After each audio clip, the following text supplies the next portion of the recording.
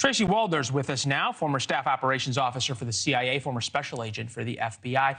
Tracy, look, there's two ways to look at this. I mean, obviously, there's the enormous tragedy, but just from the law enforcement standpoint, one, incredible, right? You track down these three guys in Nigeria, the long arm of the law goes and gets them.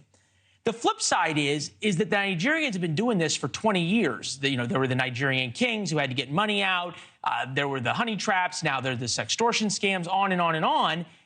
And it seems as though the criminals were always one or two steps ahead of the FBI.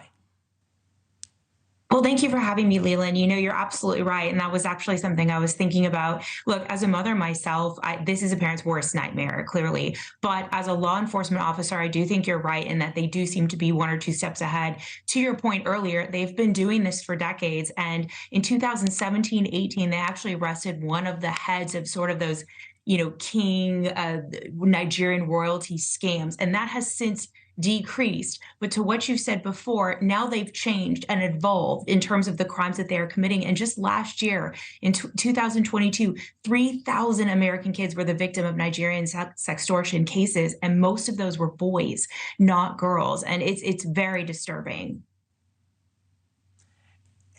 I wonder if this is what had to happen, right? Because we saw people lose their life savings to the Nigerian king scams.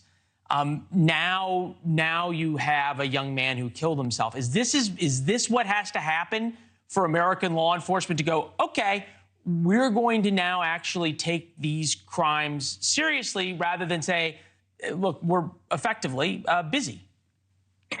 I think that that's an excellent point. One of the things that I'm seeing that I'm glad to be seeing, quite frankly, is in 2021, we extradited someone here from Nigeria to face charges. In 2022, we did the same.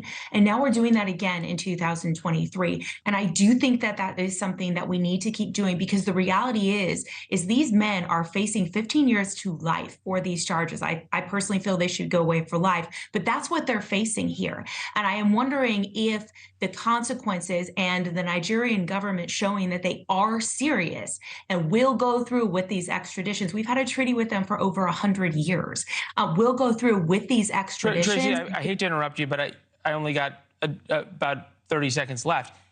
These are 3 or 4 people you're talking about, maybe 5. There's hundreds of people who are running these scams because they make a lot of money in the United States doing this from the United States. Don't you have to be a little bit more aggressive before people in Nigeria get scared?